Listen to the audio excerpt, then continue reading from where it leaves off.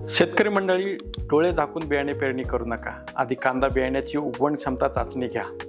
जुनं किंवा बाजारातून विकत आणलेलं बियाणं चाचणी न करता वापरलं आणि उगवण कमी झाली तर रोपवाटिकेत नुकसान होते आणि तुमचा वेळ, मेहनत आणि पैसा देखील वायाला जातो.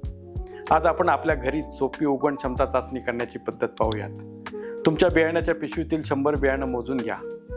ते पेट्री प्लेटमध्ये फिल्टर पेपर ओला करून किंवा सुती कपडा ओलसर करून त्या कपड्यात 1 सेंटीमीटर अंतरावरती ओळीने बियाणं टाकून कपडा गुंडाळा. सामान्य तापमानाला अंधार असलेल्या जागी 7 ते 8 दिवस ठेवा. दररोज थोडे थोडे पाणी शिंपडून कपडा किंवा फिल्टर पेपर सतत ओलसर ठेवा. फक्त पाणी साठणार नाही याची काळजी घ्या. 8व्या दिवशी उगवलेलं बियाणं मोजा. जर 80 किंवा अधिक बियाणं उगवलं असेल तर ते पेरणीस योग्य आहे.